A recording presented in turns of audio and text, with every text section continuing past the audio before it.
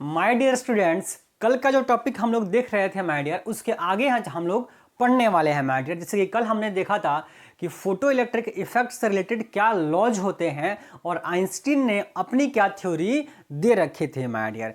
उसी टॉपिक्स के आगे हम लोग कंटिन्यू करते हैं, जहां पे हम लोग लॉज पढ़ते हैं कि फोटो इलेक्ट्रिक इफेक्ट की जो 3 लॉज मैंने आपको लिखाया, बताया, समझाया माय डियर, कि आपकी जो फोटो इलेक्ट्रॉन की काइनेटिक एनर्जी होती है वो फोटोन की फ्रीक्वेंसी पर डिपेंड करती है, उसकी इंटेंसिटी पर डिपेंड नहीं कर रही होती है। और जो इंटेंसिटी होता है उस पर डिपेंड करता है कि कितना फोटोन पर सेकेंड, कितना इलेक्ट्रॉन पर सेकेंड बाहर निकल रहा है। ये चीज किस पर डिपेंड करता है? लाइट की इंटेंसिटी पे डिपेंड कर रहा था। तो ये लॉज थे, 3 लॉज हमने कल आपको लिखा दिया था, पढ़ा दिया था मैंने। आज हम लोग उसके आगे थोड़ा सा कंटिन्यू करेंगे और 2-3 ग्राफ फटाफट से समझ लेते हैं माय डियर। अगर मर्जी है तो आप नोट डाउन कर सकते हैं, कोई इंपॉर्टेंट उतना ज्यादा नहीं है, लेकिन फिर भी हम इसे पढ़ के समझ के जरूर चलेंगे। क्या कि अगर हमसे कहा जाए सर क्या कि फोटो करंट जो फोटो करंट होता है वो फोटो करंट किस तरीके से चेंज होगा हम लाइट की इंटेंसिटी के साथ में। अगर हम इंटेंसिटी के साथ की बात कर लेंगे माय डियर, तीव्रता के साथ में, प्रकाश की तीव्रता और फोटो करंट के बीच में अगर हम ग्राफ खींचें तो कैसा ग्राफ हमें मिलता है माय डियर? तो बोला सर ये कैसा ग्राफ मिलेगा? बिल्कुल सर, स्ट्रेट लाइन मिलेगा। प्रकाश की जैसे जैसे तीव्रता हम बढ़ाएंगे, जैसे जैसे तीव्रता माय डियर बढ़ती है, वैसे वैसे क्या होता है, नंबर ऑफ फोटो इलेक्ट्रॉन बाहर निकलने की संख्या बढ़ती चली जाती है। ये हम लोगों ने कल लॉज में देख रखा है। पहला नंबर लॉ है फोटो इलेक्ट्रिक इफेक्ट का कि सर ये जो धातु का प्लेट होता है, जो मेटल का प्लेट होता है, इस पे जो लाइट आ रही है, इस लाइट जो आ रही है माय डियर, इस लाइट की इंटेंसिटी, तीव्रता जितना ज्यादा होगा उतना ही ज्यादा इलेक्ट्रॉन यहां से बाहर निकलता है पर सेकेंड, प्रति सेकेंड। जितना ज्यादा लाइट की इंटेंसिटी होगी उतनी ही ज्यादा फोटोन बाहर निकलेगा। यानी कि जैसे से आप इंटेंसिटी बढ़ाएंगे वैसे वैसे नंबर ऑफ फोटो इलेक्ट्रॉन जो बाहर निकल रहे हैं उसकी संख्या में इजाफा होगा, बढ़ोतरी होगी। और नंबर ऑफ फोटो इलेक्ट्रॉन जितने ज्यादा होंगे फोटो करंट भी क्या होगा, उतना ज्यादा। करंट किस पर डिपेंड करता है? बोला चार्ज पे, इलेक्ट्रॉन पे। तो इलेक्ट्रॉन जितनी ज्यादा होगी करंट उतना ज्यादा होगा। तो यहां से जितना ज्यादा करंट नहीं, जितना ज्यादा फोटो इलेक्ट्रॉन बाहर निकलेगा उतना ज्यादा फोटो करंट होगा माय डियर। और जितना ज्यादा फोटो इलेक्ट्रॉन कब होगा? जब इंटेंसिटी हम बढ़ाएंगे। तो कैसा मिल गया? एकदम स्ट्रेट लाइन मोशन। इसमें स्ट्रेट लाइन क्या होती है? इनके बीच में रिलेशन होता है, यानी डायरेक्टली प्रोपोर्शनल होते हैं, समानुपाती होते हैं। प्रकाश की तीव्रता जैसे जैसे बढ़ाइएगा वैसे वैसे नंबर ऑफ फोटो इलेक्ट्रॉन बढ़ेंगे, और नंबर ऑफ फोटो इलेक्ट्रॉन बढ़ने का मतलब है कि फोटो करंट क्या होगा, बढ़ेगा माय डियर। तो अगर किसी को ड्रॉ करना है ये फोटो तो ड्रॉ कर सकता है माय डियर, ठीक है। इसके बाद हम लोग एक और ग्राफ समझते हैं। इसको किसी को अगर लिखना है तो लिख लेगा। एक और ग्राफ समझते हैं। क्या अगर हम लाइट की अलग अलग लाइट माय डियर, हम अलग अलग लाइट जिसकी इंटेंसिटी क्या है, अलग अलग है। ये मान लीजिए I3 है, ये I2 है, ये I1 है, और ये जो है ये आपका क्या है, पोटेंशियल है, ये विभव है, और ये क्या है, फोटो करंट है। I3 greater than I2 greater than I1, जहां ये क्या है, इंटेंसिटी है, I क्या है, प्रकाश की तीव्रता होती है माय डियर। ये क्या है? बोला सर ये V0 है, स्टॉपिंग पोटेंशियल। कल सब कुछ पढ़ा रखा है आपको माय डियर। स्टॉपिंग पोटेंशियल है माय डियर।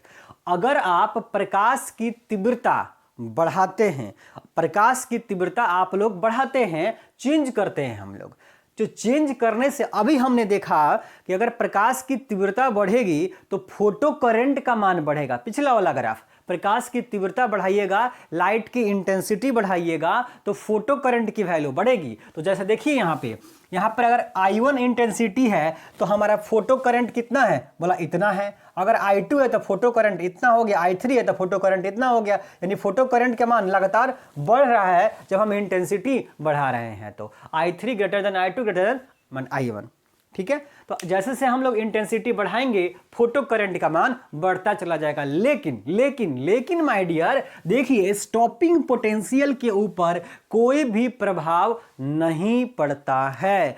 पोटेंशियल के ऊपर कोई इफेक्ट नहीं पड़ेगा लाइट की इंटेंसिटी का। लाइट की इंटेंसिटी का स्टॉपिंग पोटेंशियल पर कोई प्रभाव नहीं पड़ेगा, क्योंकि स्टॉपिंग पोटेंशियल का कॉन्सेप्ट आता है काइनेटिक एनर्जी के साथ माय डियर। इलेक्ट्रॉन को रोकने के लिए आता है, और इलेक्ट्रॉन को रोकने के लिए आप सेल को जो वर्क एनर्जी सप्लाई करेंगे वो एनर्जी उस काइनेटिक एनर्जी की इक्वल होती है माय डियर। किसके काइनेटिक एनर्जी के इक्वल होती है, फोटो इलेक्ट्रॉन के इक्वल होती है।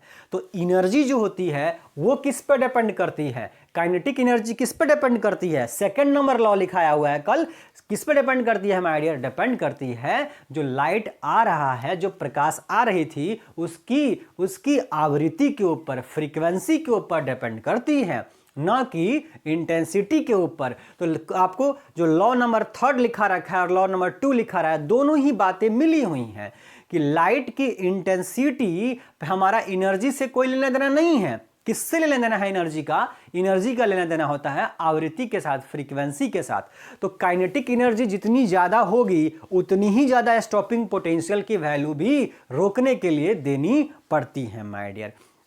यहां से मैंने कल आपको एक्सपेरिमेंट पढ़ाया था, उसमें बताया था कि यहां से जो भी इलेक्ट्रॉन इस प्लेट के पास जाएंगे, इस इलेक्ट्रॉन को, जो इलेक्ट्रॉन इस प्लेट से इस प्लेट के पास पहुंचते हैं, इस इलेक्ट्रॉन के पास काइनेटिक एनर्जी होती है, और उसको रोकने के लिए हम इस सेल से पोटेंशियल क्रिएट करते हैं, हेवी पोटेंशियल, ज्यादा पोटेंशियल लगाते हैं। तो इसके पास जितनी ज्यादा काइनेटिक एनर्जी होगी, हमको उसको रोकने के लिए उतना ही ज्यादा पोटेंशियल क्रिएट करना पड़ेगा माय डियर। इसका मतलब जो स्टॉपिंग पोटेंशियल है वो किस पर डिपेंड करता है, वो डिपेंड करता है इसकी काइनेटिक एनर्जी के ऊपर। और काइनेटिक एनर्जी किस पर डिपेंड करता है, बोला फ्रीक्वेंसी के ऊपर डिपेंड करता है सर। कल सेकंड नंबर लॉ में लिखा है कि फ्रीक्वेंसी पर डिपेंड करेगा। फोटोन के पास जितनी ज्यादा एनर्जी होगी उतना ही ज्यादा एनर्जी वो इलेक्ट्रॉन को दे देगा, और इलेक्ट्रॉन की काइनेटिक एनर्जी उतनी ज़्यादा बढ़ जाएगी, और जितनी ज़्यादा काइनेटिक एनर्जी बढ़ेगी उतना ही ज़्यादा उसको रोकने के लिए स्टॉपिंग पोटेंशियल को लगाना पड़ेगा माय डियर। यानी कि स्टॉपिंग पोटेंशियल भी नॉट किस पर डिपेंड करेगा, काइनेटिक एनर्जी पर। और काइनेटिक एनर्जी किस पर डिपेंड करेगा, बोला फ्रीक्वेंसी पर डिपेंड करेगा, इंटेंसिटी पर डिपेंड नहीं करता है। इसीलिए तीव्रता बढ़ाने से स्टॉपिंग पोटेंशियल तीनों के लाइन ग्राफ में देखेंगे सेम ही है, कोई बदलाव नहीं होता है। तो ये ग्राफ था, ये ग्राफ भी आशा करता हूं आप सभी लोग समझ गए होंगे माय डियर, ठीक है। अगर किसी को नोट डाउन करना है तो लिख सकता है, ग्राफ बना सकता है माय डियर, मैं हट गया हूं, आप बना सकते हैं, ठीक है। चलिए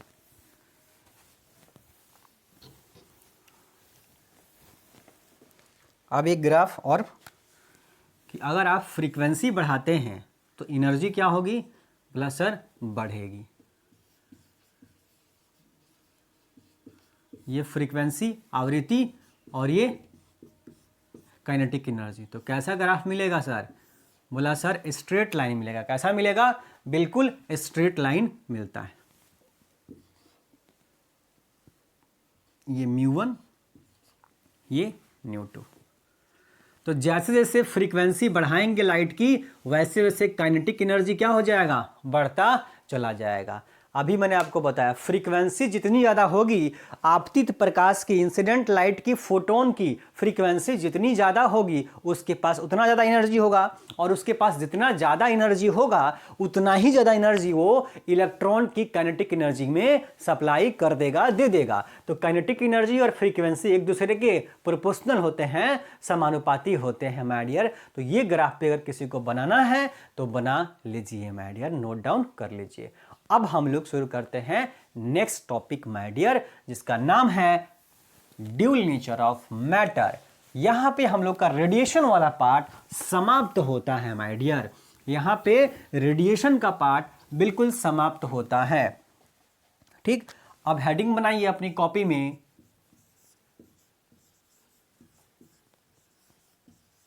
ड्यूल नेचर ऑफ मैटर, पदार्थ की द्वैत्व प्रकृति। बोला सर एक साइंटिस्ट आए, भौतिक शास्त्री आए, फिजिकिस्ट आए, क्या नाम था उनका? Louis de Broglie. क्या नाम था उनका? लुइस डी ब्रोगली नाम था। उन्होंने क्या बताया? डी ब्रोगली ने क्या बताया? ये कहा कि नेचर में समानताएं होती हैं। ये बात मैं पहले भी डिस्कस कर चुका हूं मैक्सवेल में। मैक्सवेल ने भी ये बात बोला है और डी ब्रोगली ने भी ये बात बोला है कि नेचर में हर जगह समानताएं होती हैं, सिमेट्री होती है। घटनाओं को लेकर के वो लोग ये बात बोलते हैं, मतलब कि एक घटना दूसरी घटना के कारण, तो दूसरी घटना पहली घटना के कारण, एक चीज दूसरी वजह से दूसरी चीज पहली वजह से होती है माय डियर। ये नेचर का रूल है, ये रूल है माय डियर, हर जगह पे ये लागू होता है। हमारी लाइफ में भी, इंसानों की लाइफ में भी ये बिल्कुल लागू होता है माय डियर। ठीक, तो उनका ये कहना था कि एक के पास अगर कोई प्रकृति है तो दूसरे के पास भी वैसी ही प्रकृति होती है माय डियर। ये बस उनकी अपनी थीसिस थी जिसको हम लोग आज भी मानते हैं माय डियर। तो डी ब्रोगली क्या कहते हैं? डी ब्रोगली कहते हैं माय डियर, ध्यान से सुनिए, कि प्रकाश जो होता है उसके पास दो प्रकृति है। पहले हम लोग पढ़ चुके हैं, प्रकाश के पास दो प्रकृति, एक कण प्रकृति पार्टिकल नेचर, दूसरा तरंग प्रकृति वेव नेचर। पार्टिकल नेचर भी है और वेव नेचर भी है। प्रकाश के पास, लाइट के पास दो नेचर होता है, particle nature, wave nature my dear, दोनों होता है। यानी प्रकाश को कण भी मानते हैं और तरंग भी मानते हैं। अलग अलग केस में, अलग अलग चीजों को पढ़ने के लिए हम लोग लाइट को अलग अलग चीजें मान लेते हैं, कहीं कण मान लेते हैं और कहीं पे तरंग मान लेते हैं। इसलिए हम कहते हैं कि प्रकाश के पास दो तरंगें होती हैं, तो दो प्रकृति होती हैं बल्कि। तो ये डी ब्रोगली क्या बोलते हैं? डी ब्रोगली ये कहते हैं कि चूंकि प्रकाश भी प्रकृति में ही है और इलेक्ट्रॉन प्रोटॉन जो पदार्थ के कण होते हैं वो भी इस नेचर के ही पार्ट हैं।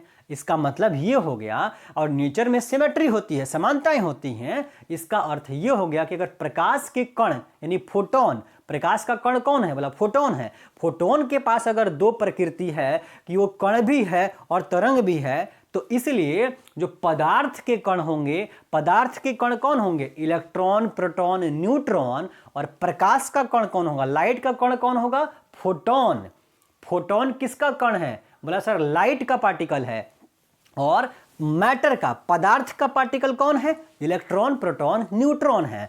तो चूंकि लाइट के पार्टिकल के पास अगर दो नेचर है, तो मैटर के पार्टिकल्स, पदार्थ के पार्टिकल्स के पास भी क्या होगा? दो प्रकृति होगा ही होगा माय डियर। वो एक कण है, इलेक्ट्रॉन प्रोटॉन खुद कण है, तो पार्टिकल नेचर तो है ही है। लेकिन साथ में ये कहते हैं कि जब पदार्थ के कण, ध्यान से सुनिएगा, ध्यान से सुनिए माय डियर, पदार्थ के कण यानी मैटर के पार्टिकल्स जैसे कि इलेक्ट्रॉन, प्रोटॉन, न्यूट्रॉन जब मोशन में होते हैं, गति करते हैं, जब इलेक्ट्रॉन, प्रोटॉन, न्यूट्रॉन मोशन में होते हैं, गति करते हैं, तब माय डियर उनके पास तरंग नेचर भी होता है। खुद स्मॉलेस्ट पार्टिकल होने के नाते कण तो है ये है, साथ ही साथ में जब वो मोशन करेंगे, मूव करेंगे, तो उनके पास तरंग की प्रकृति भी, वेव की नेचर भी होता है माय डियर। यही डी ब्रोगली कहते हैं। तो पार्टिकल तो है ही है, पार्टिकल का नेचर तो उसके पास पहले से है, लेकिन जब मूव कर रहा होगा तो उसके पास वेव का नेचर भी होता है। इसका मतलब पार्टिकल भी आ गया और वेव भी आ गया, दोनों नेचर आ गया। किसके पास? इलेक्ट्रॉन, प्रोटॉन, न्यूट्रॉन के पास भी आ गया, जैसे कि फोटोन के पास होता है। ये बात डी ब्रोगली कहते हैं। तो फिर सवाल आया कि अगर जो है जैसे फोटोन के पास वेवलेंथ होती है, फोटोन की अपनी वेवलेंथ होती है, तो जो पदार्थ के कण हैं, मैटर के जो पार्टिकल्स हैं, इलेक्ट्रॉन प्रोटॉन न्यूट्रॉन, इनके भी वेवलेंथ होगी जब मोशन में होंगे। बोला होगी सर, तो वो वेवलेंथ कितनी होगी? मैटर के पार्टिकल्स की वेवलेंथ यानी इलेक्ट्रॉन प्रोटॉन न्यूट्रॉन की वेवलेंथ कितनी होगी जब वो मूव करेंगे, मोशन में होंगे, ये हमें कैलकुलेट करना है, फॉर्मूला करना होता है। यही इसके बारे में डी ब्रोगली बताते हैं माय डियर। तो यही है ड्यूल नेचर ऑफ मैटर का कॉन्सेप्ट। फटाफट से नोट डाउन कर लेते हैं। अकॉर्डिंग टू लुइस वेक्टर भी होता है नाम, कोई दिक्कत नहीं है, पूरा नाम लिखने की जरूरत नहीं है। Louis de Broglie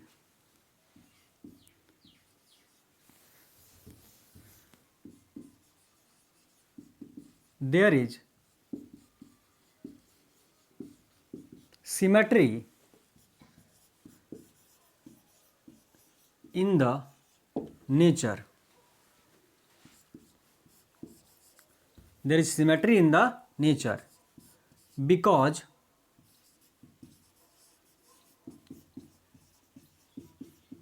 light particle photon has dual nature, so according to him, when matter particles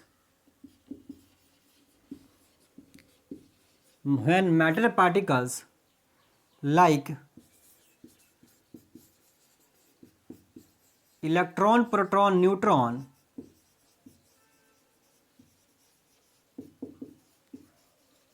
are in motion, then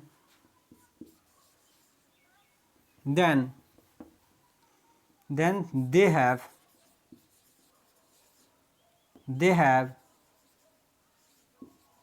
shown wave nature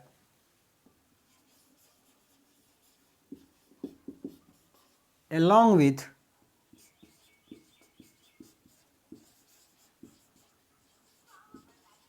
particle nature. फटाफट से नोट डाउन कर लीजिए इंग्लिश मीडियम के स्टूडेंट्स, फटाफट से माय डियर वीडियो पॉज करके note down करेंगे। अब मैं इसे मिटा करके हिंदी में लिखता हूं।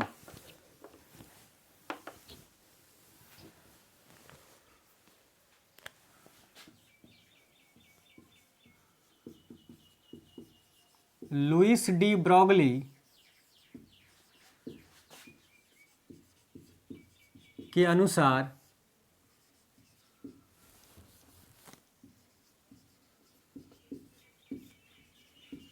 प्रकृति में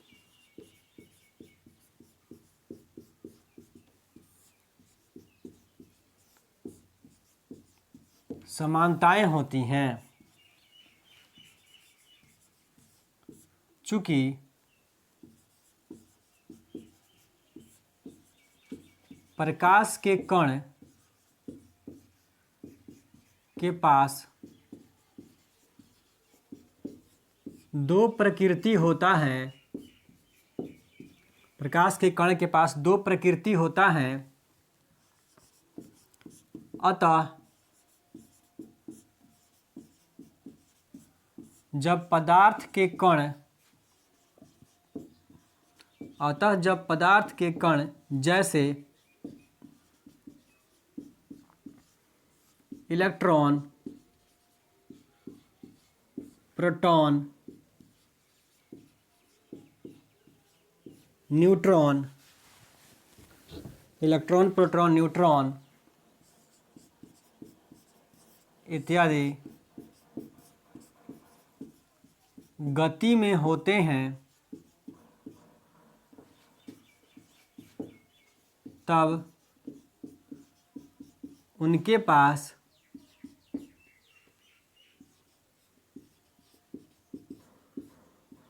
कण प्रकृति के साथ साथ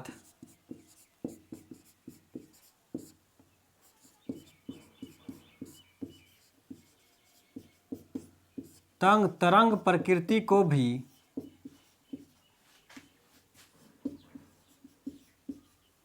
प्रदर्शित, ऐसे लिखेंगे,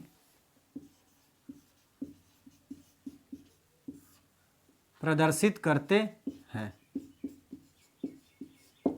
इलेक्ट्रॉन, प्रोटॉन, न्यूट्रॉन गति में होते हैं तब कण प्रकृति के साथ साथ, ऐसे लिखेंगे, तब कण प्रकृति के साथ साथ तरंग प्रकृति को भी प्रदर्शित करते हैं माय डियर। ये बात वो बताते हैं कि जब इलेक्ट्रॉन प्रोटॉन मोशन में होगा, ध्यान रखने वाली बात है कि जब गति करेगा तभी ऐसा होगा। जब रेस्ट में होगा तो सिर्फ उसके पास पार्टिकल नेचर ही होगा। जब इलेक्ट्रॉन प्रोटॉन मूव करेंगे तभी उनके साथ में तरंग आएगा माय डियर। ठीक है, तो वीडियो पॉज करके हिंदी मीडियम के बच्चे भी नोट्स बना लीजिएगा माय डियर। ठीक है, अब मैं इसे मिटा देता हूं। ये था ड्यूल नेचर ऑफ मैटर, यानी पदार्थ के पास भी दो प्रकृति होता है, वो हम जान लिए। अब हम नेक्स्ट हेडिंग बनाएंगे क्या, de Broglie wave equation, de Broglie तरंग समीकरण, de Broglie wave equation my dear. Next heading है डी ब्रोगली वेव इक्वेशन। जैसे मैंने आपको शुरू में ही बताया कि डी ब्रोगली ने बोल दिया कि पदार्थ के कण इलेक्ट्रॉन, प्रोटॉन, न्यूट्रॉन अगर मोशन में है, गति में है, तो उनके पास तरंग आएगा। अब चूंकि प्रकाश का कण, लाइट का कण कौन है, बोला फोटोन है। फोटोन जब मोशन में है तो उसके साथ वेव है कि नहीं है, बोला वेव एसोसिएट हो रहा है, तरंग नेचर को दिखाता है फोटोन भी, तो फोटोन का वेवलेंथ होता है, प्लैंक ने पहले बता दिया है कि E = hc/λ होता है। ये बताया हुआ है प्लैंक ने कि hc/λ होता है, लैम्डा उसका वेवलेंथ होता है। तो या उसके साथ वेवलेंथ है, इसका मतलब प्रकाश के पार्टिकल के पास यानी फोटोन के पास जब वेवलेंथ है तो पदार्थ के कण के पास भी वेवलेंथ होगा। तो पदार्थ के कण के पास कितना वेवलेंथ होता है वही हम निकालते हैं। कौन बताते हैं इसके बारे में, डी ब्रोगली बताते हैं कि प्रकाश का कण जब गति करेगा तो तरंग प्रकृति को दिखाएगा, और तरंग प्रकृति को दिखाएगा तो तरंग के पास वेवलेंथ तो होगा ना, तरंग के पास तो वेवलेंथ होगा, वेव के पास वेव की लेंथ तो होगी होगी, बोला कितनी होगी वेवलेंथ, किसके पास, इलेक्ट्रॉन प्रोटॉन के पास, वो वेवलेंथ हम लोग कैलकुलेट करते हैं माय डियर। ठीक है, इसमें ज्यादा बिना किसी लैंग्वेज को हम लोग जल्दी कोशिश करेंगे। According to Planck, according to Planck, Planck के अनुसार, प्लैंक के अनुसार दी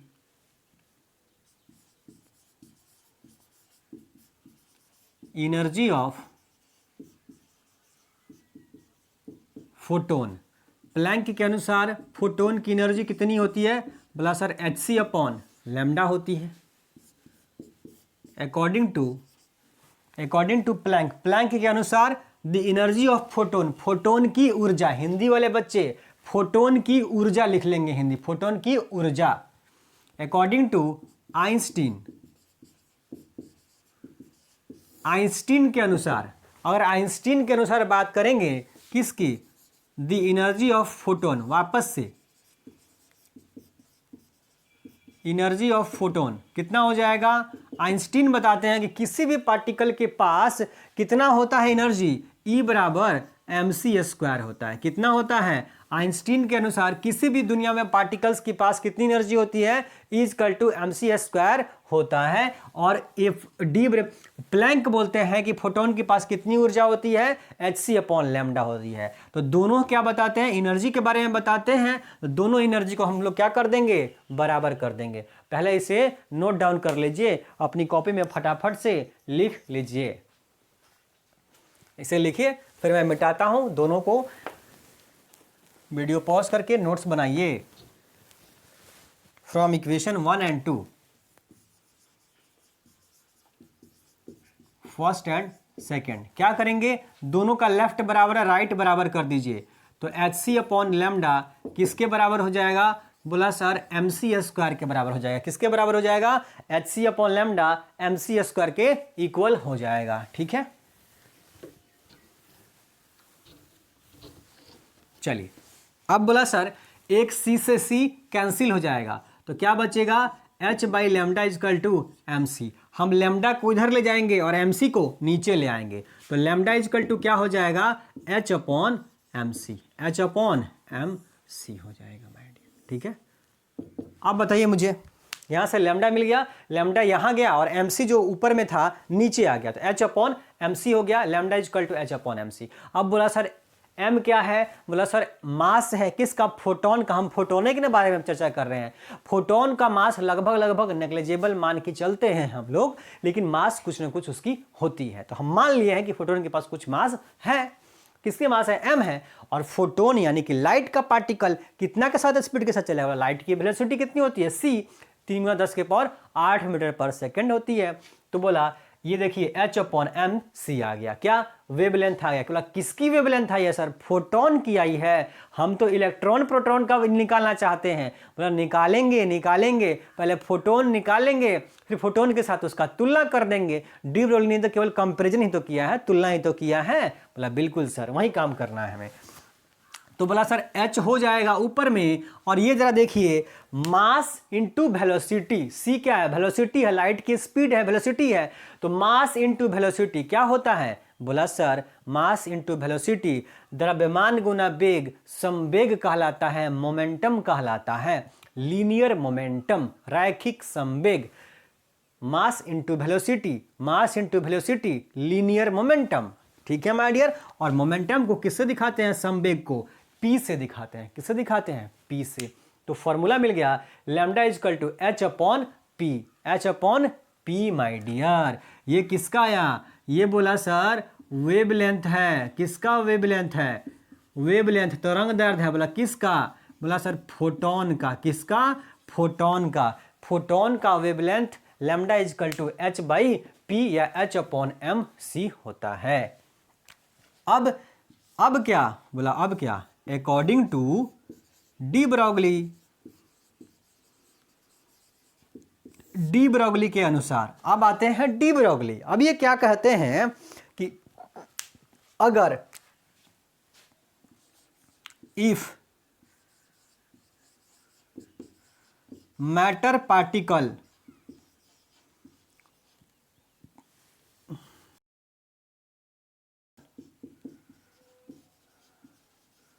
with mass m moves with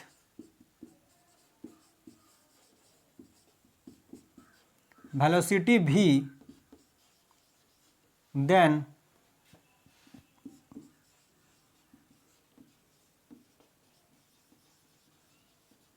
their wavelength is, मैं चेक कर लेता हूं आपको दिख रहा है कि नहीं। चलिए दिख रहा है। डी ब्रोगली के अनुसार इफ मैटर के पार्टिकल्स जिनका द्रव्यमान m है, मास m है, v वेलोसिटी के साथ अगर गति करते हैं तब उनका साथ वेवलेंथ जुड़ेगा, उनका वेवलेंथ होगा। और वेवलेंथ कितना होगा, बोला बिल्कुल इसी के जैसा होगा। तो मैं ऊपर वाला मिटा देता हूं, आप लोग लिख लीजिएगा, और इसको हिंदी में लिख देता हूं ताकि हिंदी वाले परेशान ना हो। डी ब्रोगली के अनुसार यदि पदार्थ के कण, डी ब्रोगली के अनुसार ऐसे लिखेंगे, यदि m द्रव्यमान वाले पदार्थ के कण v वेग से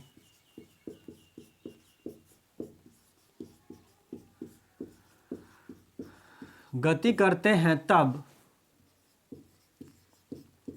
उनका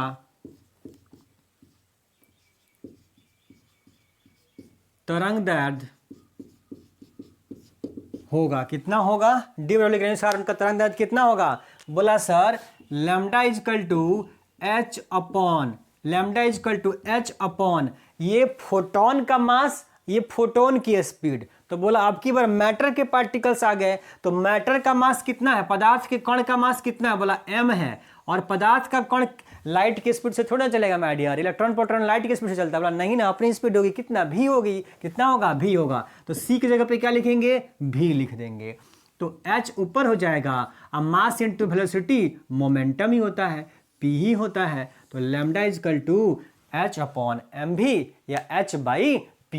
तो ये जो इक्वेशन आई है ऊपर वाली, इस इक्वेशन को हम लोग बोलते हैं डी ब्रोगली वेव इक्वेशन। क्या बोलते हैं? इस इक्वेशन को बोलते हैं डी ब्रोगली वेव इक्वेशन। अच्छा, किसी को अगर ब्रोगली का स्पेलिंग नहीं पढ़ा जा रहा हो तो मैं लिख देता हूं de Broglie, BROGLEI,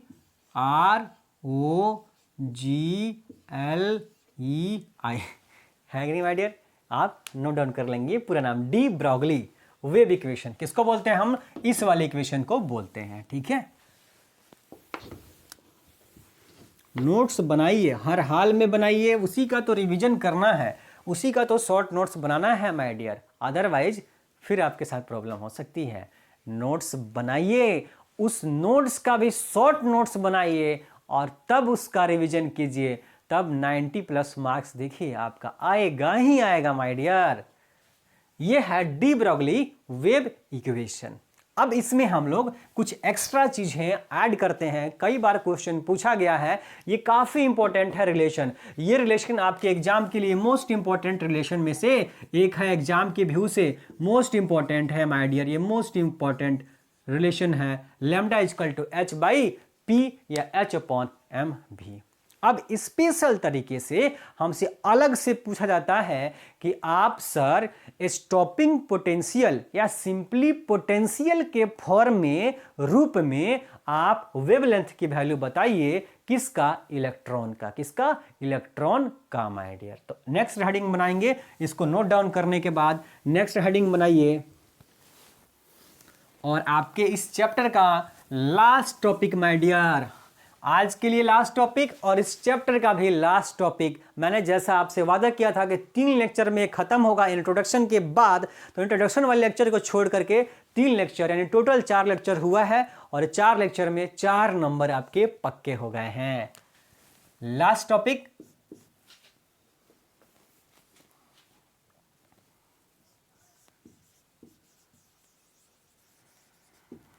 de Broglie wavelength of electron. किसका? डी ब्रोगली वेवलेंथ ऑफ किसका? बोला इलेक्ट्रॉन का। माने इलेक्ट्रॉन के लिए हमें तरंग दैर्ध्य निकालना है, पर किसका इस्तेमाल करना है? डी ब्रोगली के थ्योरी का इस्तेमाल करना है। किसका इस्तेमाल करना है? डी ब्रोगली के थ्योरी का इस्तेमाल करते हुए इलेक्ट्रॉन का वेवलेंथ हमें बताना है स्पेशल तरीके से, इसलिए हम लोग इसको अलग से पढ़ रहे हैं माय डियर। ठीक है, तो इसमें कोई लैंग्वेज नहीं है हमारे पास, डायरेक्ट सीधे सीधे फॉर्मूले पे आते हैं। कैसे निकालना है बताइए मुझे। काइनेटिक एनर्जी किसका? इलेक्ट्रॉन का।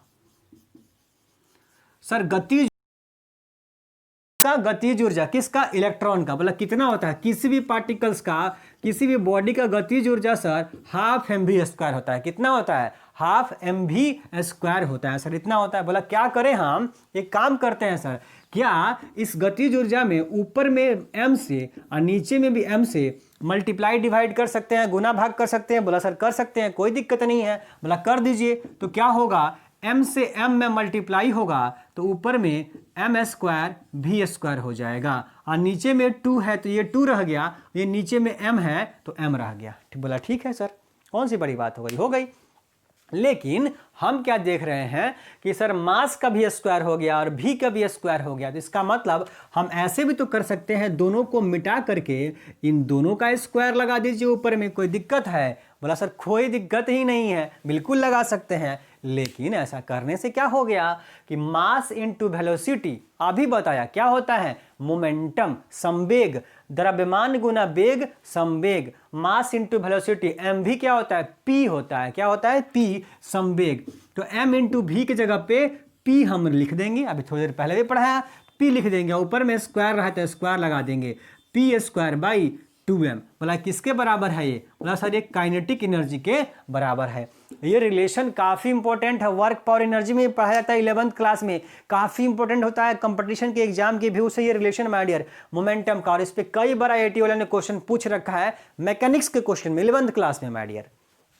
ठीक। तो यहां से 2m जाकर क्या हो जाएगा मल्टीप्लाई, तो पी स्क्वायर इजकल टू हमारा हो जाएगा 2m इंटू काइनेटिक एनर्जी। ये 2m जो भाग कर रहा था जब जाएगा तो गुना कर गया, तो काइनेटिक एनर्जी के साथ में 2m मल्टीप्लाई कर गया। अब बोला स्क्वायर न है सर, स्क्वायर जाएगा तो इधर अंडर रूट हो जाएगा, तो p बराबर हो जाएगा under root 2m into kinetic energy. ये आ गया मोमेंटम।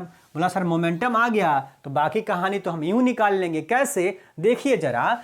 वेवलेंथ हम क्या जानते हैं, wavelength lambda is equal to h by p होता है। वेवलेंथ तो निकालना है, तरंगदैर्ध्य तो निकालना है इलेक्ट्रॉन के लिए, तो lambda is equal to h by p होता है, और p आप कैलकुलेट कर चुके हैं 2m इंटू काइनेटिक एनर्जी। तो lambda is equal to h upon क्या आ गया p, इस p का वैल्यू मोमेंटम का वैल्यू यहां से उठा कर रखिए root under 2m into kinetic energy.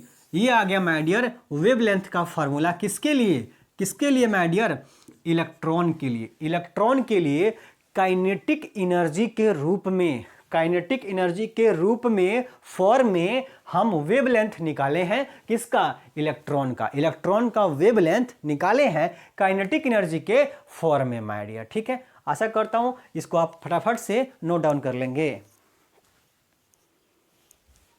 चलिए मैं हट गया हूं, आप नोट डाउन कर लीजिए, फिर मैं इस वाले सेक्शन को मिटा रहा हूं। अब वीडियो पॉज करके लिख लेंगे, पहले इधर का फिर इधर का, पहले इधर का लिखिएगा फिर इधर का। अब मैं इधर वाले को मिटा देता हूं, एक स्टेप हम लोग थोड़ा सा और बढ़ना है इसलिए। चलिए अब आपको जहां पे कल वाले क्लास में स्टॉपिंग पोटेंशियल पढ़ाया था, निरोधी विभव पढ़ाया था, वहां याद कीजिएगा कि काइनेटिक एनर्जी जो होता है, अभी आज की क्लास में भी शुरुआत होते ही ये बात समझाया मैंने कि काइनेटिक एनर्जी जो होता है माय डियर, वो काइनेटिक एनर्जी इलेक्ट्रॉन की, फोटो इलेक्ट्रॉन की किसके बराबर होती है, ई भी नॉट के बराबर होती है। स्टॉपिंग पोटेंशियल के लिए जो हम वर्क डन करते हैं, कार्य करते हैं, स्टॉपिंग पोटेंशियल की जो वर्क डन करते हैं उसके बराबर होता है काइनेटिक एनर्जी हमारा। ठीक, ये कल भी हम लोग पढ़ चुके हैं, आज भी पढ़ चुके हैं। तो काइनेटिक एनर्जी बराबर क्या होता है, ई भी नॉट होता है। कितना होता है, काइनेटिक एनर्जी बराबर ई भी नॉट होता है। बोला सर इस काइनेटिक एनर्जी को रिप्लेस कर दीजिए किससे, ई भी नॉट से। तो लैम्डा इजकल टू क्या हो जाएगा, H upon root under 2m, देखिए h अपॉन 2m, और ये जो काइनेटिक एनर्जी है, इस काइनेटिक एनर्जी को किससे रिप्लेस कर दूं, बोला सर E इंटू भी नॉट से रिप्लेस कर दीजिए, जहां भी नॉट क्या है, स्टॉपिंग पोटेंशियल होता है। अब क्या करना है, बोला सर इलेक्ट्रॉन के लिए हम सब कुछ तो इलेक्ट्रॉनिक की बात कर रहे हैं। इलेक्ट्रॉन का है m, मास कितना होता है, बोला सर 9.1 गुना 10 के पावर माइनस 31 kg। इलेक्ट्रॉन ई का मान कितना होता है, 1.6 गुना 10 के पावर माइनस 19 कूलम। और एच की वैल्यू तो आपको पहले से पता है 6.63 10 का power minus 34 joule second. H की वैल्यू प्लैंक कांस्टेंट की वैल्यू फिक्स है, तो बोला ये तीनों कांस्टेंट है, एच भी कांस्टेंट, एम भी कांस्टेंट, ई भी कांस्टेंट, 2 भी कांस्टेंट, सब कांस्टेंट है। बचा है कौन, स्टॉपिंग पोटेंशियल भी नॉट। तो ये सारा वैल्यू उठा करके यहाँ पे रख देंगे, और रखते ही हमारा लैम्डा का वैल्यू आएगा 12.3। ये सब वैल्यू उठा कर रखेंगे, कितना आएगा 12.3 आएगा, और नीचे में भी बच जाएगा, तो भी को वैसे ही लिख देंगे रूट के अंदर। तो रूट के अंदर भी नॉट वैसे लिख देंगे, बगल में एंगस्ट्रॉन लगा देते हैं, यानी 10 के पावर माइनस 10। लैम्डा आ गया है 12.3 अपॉन रूट अंडर भी नॉट एंगस्ट्रॉन। एंगस्ट्रॉन का मतलब कितना होता है, 10 के पावर माइनस 10 मीटर होता है। एंगस्ट्रॉन का मतलब कितना होता है, 10 के पावर माइनस 10 होता है, और वेवलेंथ का मात्रक मीटर है तो मीटर लगा देंगे, 10 के पावर माइनस 10 मीटर। तो हमको याद रखना है ए का पावर 0 जो लगा हुआ है, ए का पावर 0 किसको दिखाते हैं, एंगस्ट्रॉम को दिखाते हैं, 10 के पावर माइनस 10 को। तो ये हमारा आ गया है रिलेशन। अगर आपको डायरेक्ट क्वेश्चन में पोटेंशियल की वैल्यू दे रखी है, चाहे सुन लीजिए मेरी बात, स्टॉपिंग पोटेंशियल बोले या नहीं बोले, बोले या नहीं बोले, हम यही वाला फॉर्मूला वहां पे लगा देंगे, lambda is equal to 12.3 root under v naught. अगर हमें दे रखा है कि पोटेंशियल 10 वोल्ट है और वेवलेंथ निकालना है तो तुरंत हम ये फॉर्मूला लगा देंगे। वेवलेंथ निकालने के लिए 12.3 अपॉन 10 वोल्ट दिया रहेगा तो रूट के अंडर 10 लिख देंगे माय डियर। ठीक है, तो ये था आपका dual nature of radiation and matter, आपके मॉडर्न फिजिक्स का पहला चैप्टर। 4 नंबर का वेटेज था, 4 नंबर में जितना भी सिलेबस था हर टॉपिक मैंने शानदार तरीके से पढ़ा दिया है माय डियर। आशा करता हूं हर टॉपिक आपको शानदार तरीके से, जबरदस्त तरीके से समझ में आ गया होगा, आपने नोट्स भी बनाया होगा और उसका रिवीजन भी आप करेंगे माय डियर। अब हम लोग को पढ़ना है कौन सा चैप्टर माय डियर? अगला चैप्टर है एटम एंड न्यूक्लियाई, जिसको भी जितना टारगेट हमने रखा है कितने दिनों में खत्म करेंगे, उतने दिनों में कंप्लीट करते हुए अपना लक्ष्य पा लेना है। 30 दिसंबर तक हमारा मिशन कंप्लीट हो जाएगा क्रैश कोर्स का, और आशा करता हूं कि सब किसी का मार्क्स 80 से ज़्यादा 90 से भी ज़्यादा सभी का आएगा माय डियर। मिलते हैं नेक्स्ट क्लास में।